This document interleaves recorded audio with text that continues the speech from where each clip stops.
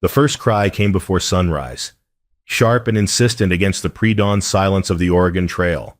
Michael Brennan jerked awake in his bedroll beside the wagon, his daughter-in-law's moan cutting through the canvas above him.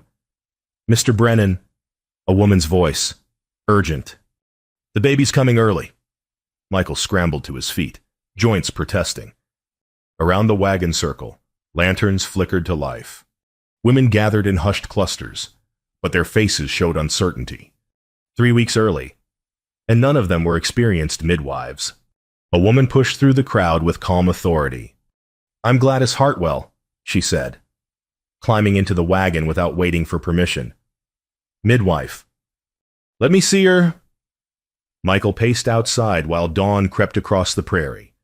He heard Sarah's labored breathing, Gladys's steady voice giving instructions.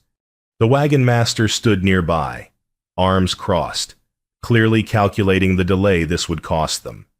Then a baby cried. Strong, healthy, furious at being born.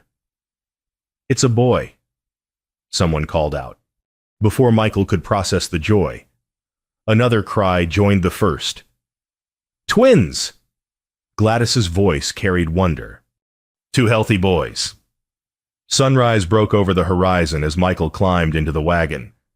Gladys placed two squalling infants into his arms, their faces red and wrinkled and perfect. Behind her, Sarah lay against blood-soaked blankets, her face gray. "Sarah!" Michael's voice cracked. Gladys was already working, hands pressing towels, her movements quick and precise. But Michael had seen enough death to recognize its approach. Sarah's eyes found his, glazed with pain and fading light. "Take care of them," she whispered. "Promise me." "I promise." The words felt like stones in his throat. Sarah's gaze shifted to the babies in his arms, a ghost of a smile crossing her lips. Then her eyes closed. Gladys worked for another 10 minutes, her face set with determination. But death had already won this battle. By the time full morning light filled the wagon, Sarah was gone. Michael sat holding two crying newborns, his son's wife covered with a quilt, and absolutely no idea what to do next. Gladys climbed down from the wagon, her dress stained, exhaustion lining her face. The wagon master approached immediately. "We move at dawn tomorrow," he said. Not unkindly, but firmly. "We're 3 weeks behind schedule already." Michael barely heard him. The babies cried in his arms, hungry sounds he had no way to satisfy. He'd raised one child 40 years ago with a wife who knew what to do. Now he was 62, widowed, and responsible for 2 infants who needed things he couldn't provide. He sat outside the wagon as the sun climbed higher, staring at his empty hands while the twins wailed inside, somewhere in his mind. His son's dream of Oregon farmland mocked him. All he could see was the impossible miles ahead and 2 helpless lives depending on a man who didn't know. The first thing about keeping them alive. The wagon master's words echoed dawn tomorrow. They would leave him here if he couldn't manage. And right now, Michael couldn't imagine how he would survive even one day, let alone the hundreds of miles still stretching to Portland. The wagon train hummed with preparation as families packed up, ready to continue west. Michael sat by his cold campfire, one twin in his arms while the other screamed from inside the wagon. He'd tried feeding them water from a canteen. They'd only cried harder. Other women had come by with condolences and vague offers of help. But everyone had their own families, their own burdens. The trail didn't wait for grief. Gladys Hartwell watched from her own wagon, packed and ready to continue to Portland. She'd spent 15 years as a midwife, delivering babies and leaving them in capable hands. This was different. These boys had no mother, and their grandfather looked like he was drowning. She saw him try to change a diaper, fumbling with the cloth while the baby writhed and screamed. He held the infant like it might break, his big calloused hands shaking. The second twin's wails reached a desperate pitch inside the wagon. Gladys closed her eyes. Portland waited ahead, the practice she'd saved for, the future she'd planned. But she'd watched these boys enter the world, fought to save their mother, And now they were crying with hunger while a good man fell apart trying to help them. She grabbed her medical bag and crossed the camp circle. Michael looked up as her shadow fell across him, surprise and something like hope flickering in his eyes. "I can teach you," Gladys said quietly, "how to feed them, care for them, if you'll let me." "I don't," Michael's voice broke. "I don't even know what they need. Goat's milk formula, clean water, someone who knows what they're doing." She knelt beside him. "I'm heading to Portland anyway. We can travel together, combine wagons.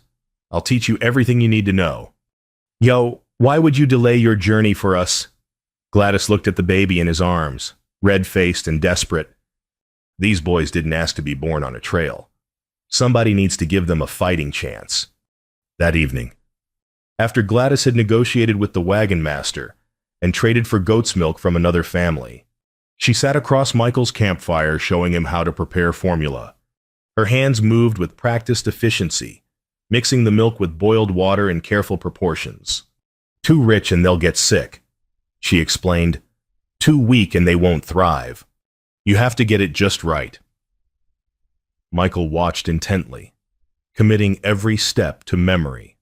The twins, he'd named them James and Samuel, after Sarah's father, and his own lay between them, in a makeshift cradle Gladys had rigged from a crate and blankets.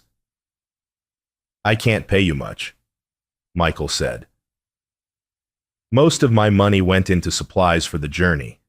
I'm not asking for payment." Gladys tested the formula temperature on her wrist. "I'm asking you to learn. These boys need you present, Michael, not just going through the motions." He nodded slowly. "I'll try. That's all any of us can do." She handed him the bottle. "Now, support the head like this," as Michael fed James with fumbling but determined care. Gladys felt the weight of her decision settle. Portland could wait a few months. These lives couldn't. "We leave at first light," she said as the fire burned low. "Better get what rest you can." Neither of them slept much that night, but when dawn came, they were ready.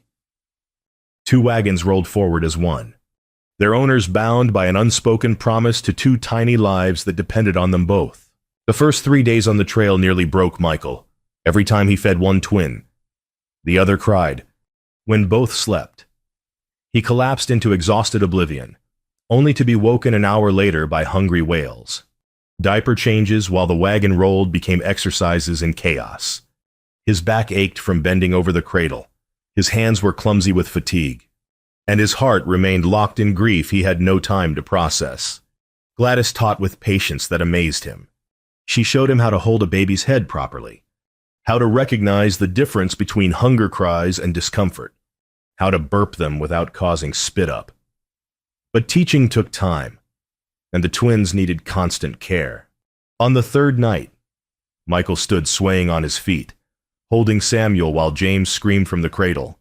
His eyes burned with exhaustion.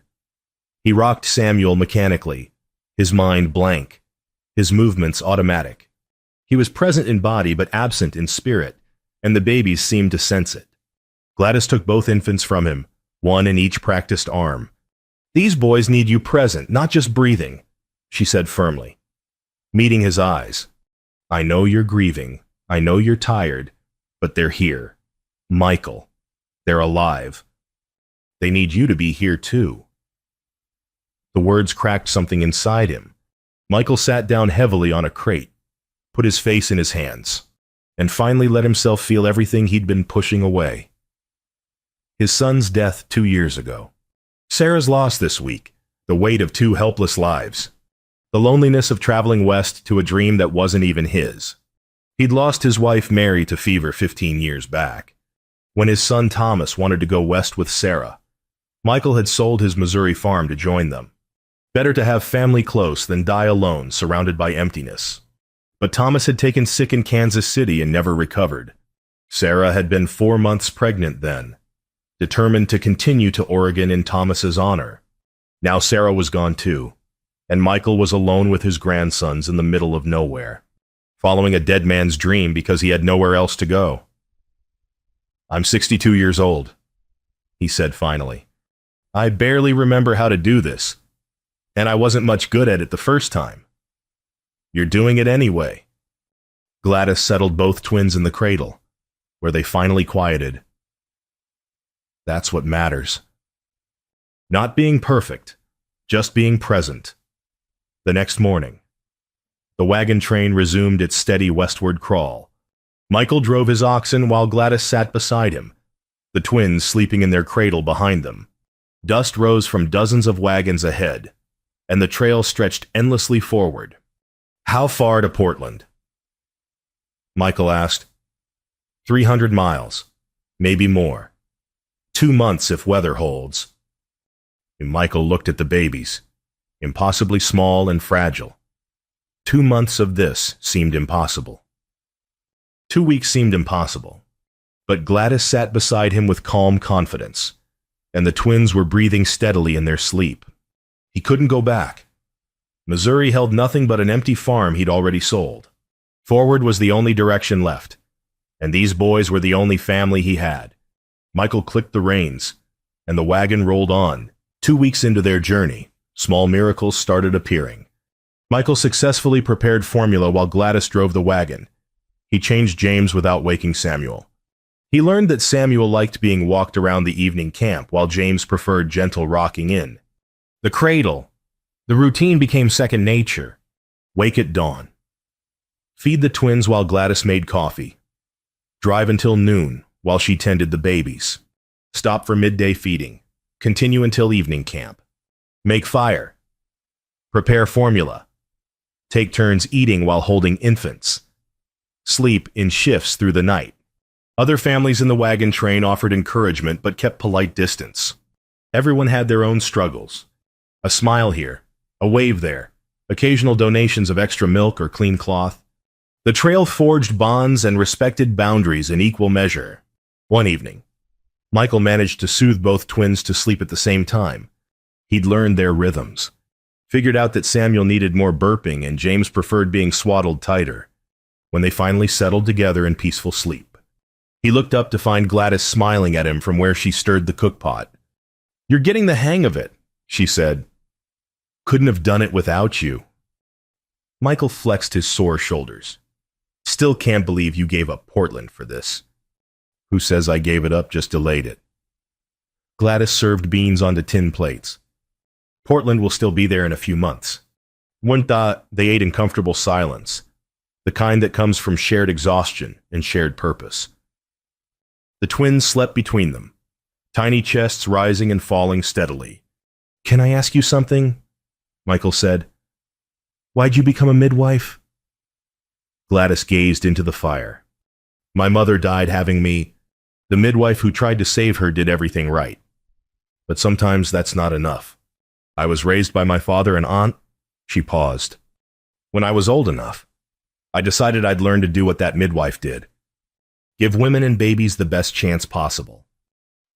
You ever think about having your own? I'm 34, never married. Spent 15 years traveling to births. Not many men interested in a woman who disappears for days at a time. Her tone was matter of fact, not bitter. I chose this work. No regrets. Michael nodded slowly. I wasn't much of a father the first time around. Worked too much. Left Mary to handle Thomas on her own. Now here I am, second chance with these boys, and I barely know what I'm doing. You're learning. That's more than a lot of men do. Gladys set her empty plate aside. Your son. Thomas, he loved Sarah. More than breathing. They were good together. Michael's voice softened. He'd be proud of these boys, and terrified, same as me. Samuel stirred, making small sounds in his sleep. Michael reached over automatically to adjust his blanket. The gesture came naturally now, no thought required. You're doing better than you think, Gladys said quietly. That night, during his watch while Gladys slept, Michael held James and looked at the stars wheeling overhead. The trail stretched behind and ahead, endless and unforgiving. But the baby in his arms was warm and alive, and somewhere on these hard miles, he'd started to feel like maybe he could do this after all. Maybe Thomas's dream wasn't such a foolish thing to chase. The storm rolled in from the west with dark purpose, turning afternoon sky to premature twilight.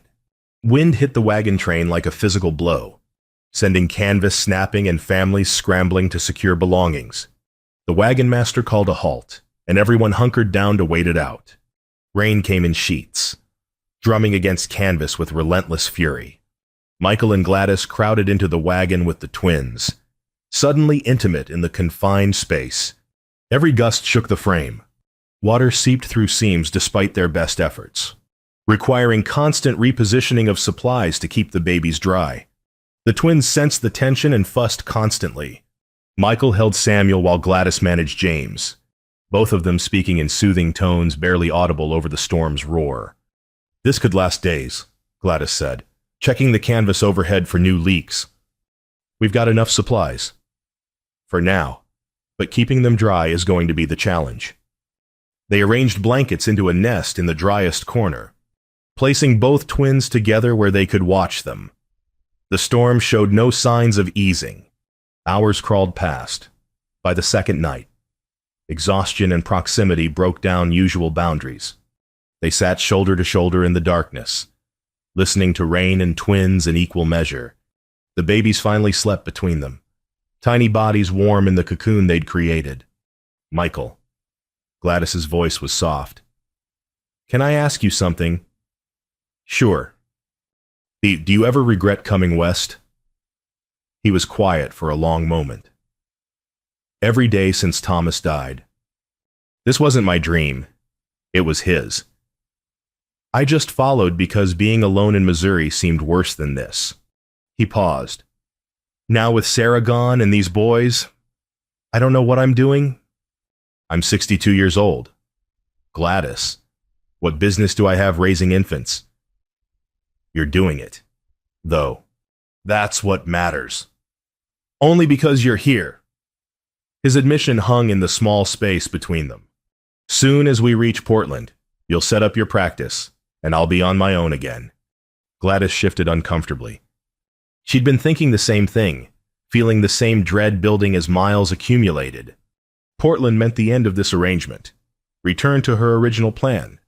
But watching these twins grow over the past weeks, teaching Michael, falling into their shared rhythm, something had shifted inside her. "I've delivered hundreds of babies," she said quietly. "Always left them with their families within a day or two.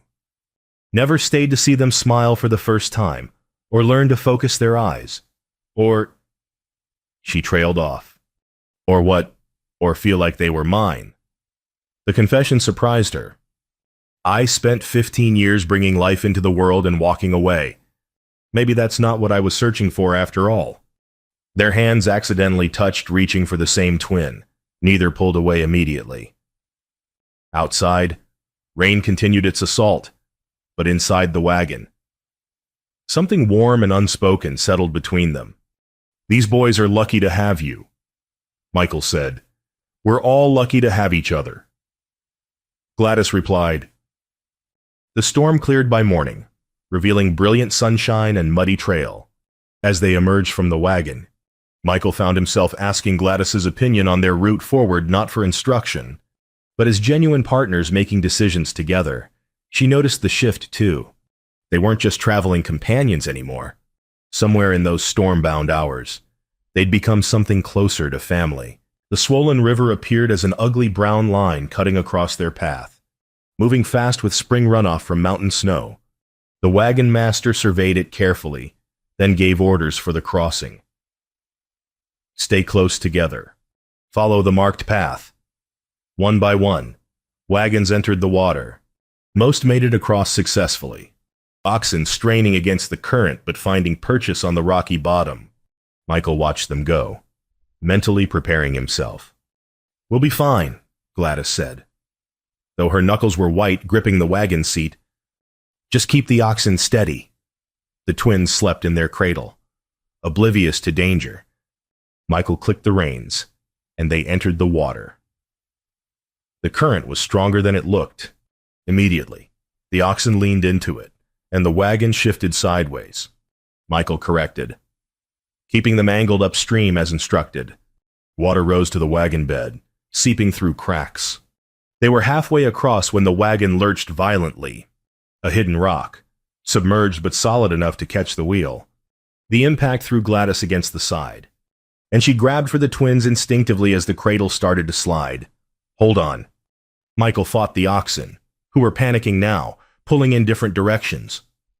Supplies tumbled everywhere. The formula containers cracked open, precious powder spilling. Spare clothes soaked instantly. Water poured through the floorboards faster than before. Both twins woke screaming in terror, and Gladys clutched them to her chest while bracing herself against the wagon's wild pitching. Michael finally got the oxen under control and drove them hard for the far bank. They scrambled up onto dry ground, water streaming from every surface. The twins were unharmed but hysterical. Gladys checked them frantically while Michael surveyed the damage. His face went pale as he took inventory. "The formula," he said hoarsely. "Most of it's ruined." They spread everything out to dry in the afternoon sun. Out of 6 containers of formula powder, only 1 remained sealed. The others had cracked and absorbed water, turning to useless paste. Gladys did quick calculations. 3 days' worth, maybe 4 if we stretch it. Next settlement 7 days out, according to the wagon master. They looked at each other across the spreading disaster. Around them, other families were dealing with their own crossing damages. Nobody in position to help significantly. That evening, Gladys approached the one nursing mother in the train, a woman named Mrs. Peterson with a 4-month-old daughter. "I'll pay you," Gladys offered. "Whatever you think is fair. Just enough to supplement what we have until we reach the settlement." Mrs. Peterson looked at her coldly. "My daughter barely gets enough as it is. If I'm going to feed 2 extra mouths, I want $20. $20 was half their remaining money. Gladys agreed anyway. Mrs. Peterson demanded payment up front, leaving them with almost nothing. Michael said nothing about the money, but that night he sat by the fire staring at nothing while the twins cried. Despite Gladys's best efforts to soothe them, they sensed the tension, the fear seeping through everything. "Maybe we should have stayed in Missouri," he said finally, voice dead. "Maybe I'm dragging these boys toward nothing but more loss." Gladys had no answer. She was exhausted, scared, and starting to question her own choices. Portland seemed very far away, and the miles ahead looked impossibly cruel. Gladys woke before dawn, made her decision before doubt could stop her. She crossed the camp circle to Mrs. Peterson's wagon, when she returned an hour later. Michael was attempting to prepare the last of their formula, his movements mechanical with defeat. "Put that away," Gladys said. "We don't need it yet." "What do you mean?" She set her medical bag on the ground. It looked noticeably lighter. "Mrs. Peterson will nurse the twins for 2 weeks. That gets us past the settlement, where we can restock." Michael stared at the bag. "What did you trade my surgical instruments?" "Most of them. Anyway, kept the essentials." She met his shocked expression calmly. "I can replace instruments in Portland. Can't replace these boys." "Gladys, don't." Her voice was firm. "They're mine too." "Michael, maybe not by birth, but by every mile we've traveled, every night I've walked them, every time I've kept them breathing. These are my boys, our boys, and I'll give whatever it takes to see them thrive." Something shifted in Michael's face, grief and defeat transforming into fierce determination. If she could sacrifice her professional tools, he could damn well do better than surrender to despair. "Then I'm taking extra scouting shifts," he said.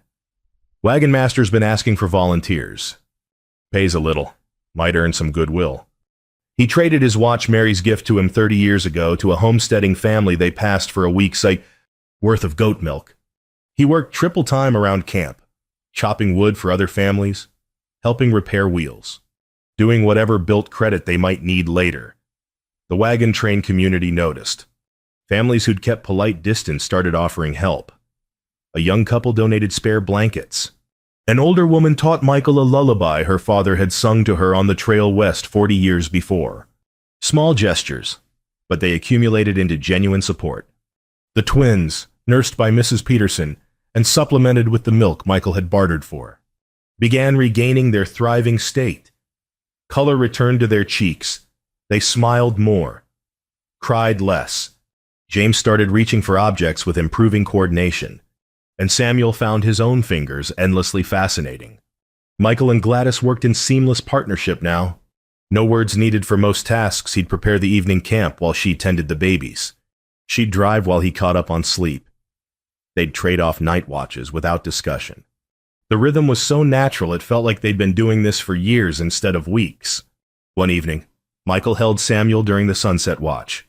The baby gripped his finger with surprising strength, his eyes focusing on Michael's face with clear recognition. Michael felt himself genuinely smile for the first time since Sarah's death. He looked up to find Gladys watching from beside the fire. And something passed between them. Not romance, exactly, but something deeper. Recognition of partnership, of shared purpose, of becoming a unit that worked better together than either could alone. "You're good with them," she said quietly.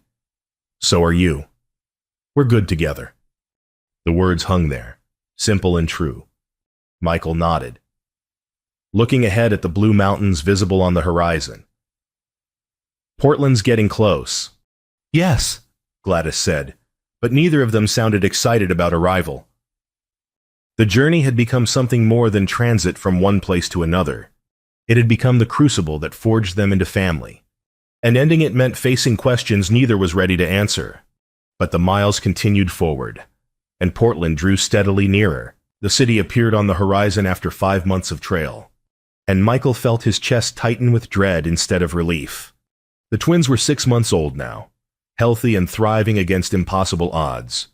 James could sit up with support, and Samuel had just started rolling over. They recognized Michael and Gladys, smiled at familiar voices, cried when either one left their sight. They found lodging at a boarding house run by a widow named Mrs. Chen. 2 rooms side by side, the arrangement they'd maintained throughout the journey. Except now it felt wrong, this separation after months of shared purpose. Gladys wasted no time reconnecting with her Portland contacts. She met with doctors, toured potential locations for her practice, rekindled the professional dreams she'd set aside. Michael watched her come alive with excitement about obstetric forceps and examination rooms and client consultations. He managed the twins alone while she was gone. And he did it well, fed them their solid food introduction, changed diapers efficiently, soothed their fussing with the lullaby he'd learned. He was competent now, capable. He didn't need Gladys for the practical aspects of childcare anymore, which made her leaving so much worse. 3 days after arriving, Michael sat on the boarding house porch at dusk while the twins napped inside. He heard Gladys return from another meeting, her footsteps light on the wooden steps. She sat beside him without speaking, waiting. She'd felt it too, this weight building between them. "You're leaving," Michael said finally. Not a question, just a statement of inevitable fact. "I have to build my practice. That's why I came to Portland." "I know." He stared at his hands. "You've already given up months, your instruments, your original plan. You've done more than anyone could ask." "Michael, I can manage the twins now. You taught me everything. They'll be fine." His voice was steady. But Gladys heard the lie underneath. Not about capability, about wholeness. About the family they'd become on those long miles. "Is that what you want?" she asked quietly. "For me to leave?" The question broke something open in him. Michael turned to face her. And for the first time since Sarah's death, let his vulnerability show completely. "No," he said hoarsely. "I can't do this without you. Gladys, not just the twins I don't want to. These months on the trail, learning together, becoming, whatever we've become, I don't want that to end." Gladys felt tears prick her eyes. She'd been trying to convince herself that Portland was the goal, that the practice was what she'd always wanted. But every meeting about examining rooms and patient schedules felt hollow compared to the simple rightness. of caring for James and Samuel with Michael. "Ask me to stay," she whispered. Michael took her hand. These boys need a mother, not just any caregiver, but someone who loves them like her own. Someone who delivered them into the world and then delivered them through hell to get here. He paused, voice breaking. "And I need you too. Not as hired help, as family, as partner, as whatever you're willing to be. Stay. Gladys, please." She thought about her empty practice plan. About 15 years of delivering babies and walking away. About the hole inside her that had slowly filled over these traveling months. About 2 boys who smiled when she sang to them, and a man who'd become her best friend through shared hardship. Portland wasn't the destination. This was. These 3 people who needed her and whom she needed just as fiercely. "Then I'm staying," she said, squeezing his hand. "Not delaying, not postponing, choosing. I'll open a practice here, but smaller. Something that lets me come home to you and the boys every evening." "Home," Michael repeated softly. "I like the sound of that." "You delivered them into the world," he said. Their private phrase formed over hundreds of miles. "Will you deliver them into family with me?"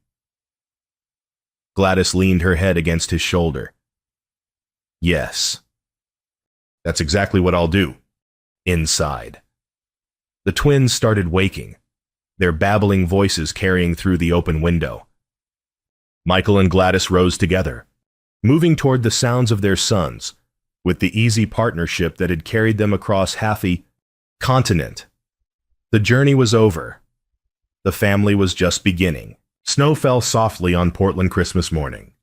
The first white Christmas Michael had seen since leaving Missouri. He stood at the window of their small rented house, watching the city wake beneath its winter blanket. Behind him, the front room smelled of pine from the small tree he'd cut and coffee from the pot Gladys had started. The back room where they'd set up her midwifery practice was dark and quiet. No birth scheduled for the holiday. Papa, James's voice, still uncertain but growing stronger daily. Michael turned to find both twins sitting in the play yard he'd built from scrap lumber, 9 months old now and impossibly bigger than those fragile newborns born on the trail. Samuel banged blocks together with focused determination, while James reached toward the tree's lowest branch. "Not yet," Michael said, scooping both boys into his arms. "Presents after breakfast." Gladys emerged from the bedroom, hair loose around her shoulders, still in her dressing gown. The small silver band on her left hand caught the lamplight they'd married in October in a simple ceremony, at the courthouse with the twins present, and Mrs. Chen as witness. "Merry Christmas," she said, kissing his cheek and then each baby's forehead. They'd fallen into this life with the same ease they'd found on the trail. Michael worked at the lumber mill, steady income that let them afford this house. Gladys had opened her practice, smaller than originally planned, but perfect for her needs. 3 successful births already, word spreading about the skilled midwife in North Portland. Evenings they spent together, Gladys examining patients in the front room while Michael managed the twins, or both of them playing with the boys while dinner cooked. Neighbors knew them as the family who traveled the trail together, and the story had become part of local folklore. Gladys prepared oatmeal while Michael kept the twins entertained with shadow puppets on the wall. They ate breakfast together, the boys in their high chairs making spectacular messes that nobody minded cleaning. After breakfast, they opened simple presents, knitted blankets from Mrs. Chen, wooden toys Michael had carved during slow mill days, a medical text Gladys had ordered from San Francisco. "I have something for you too," Michael said, pulling a small package from behind the tree. Gladys opened it carefully. Inside was a brass nameplate, Gladys Brennan, midwife. Her breath caught.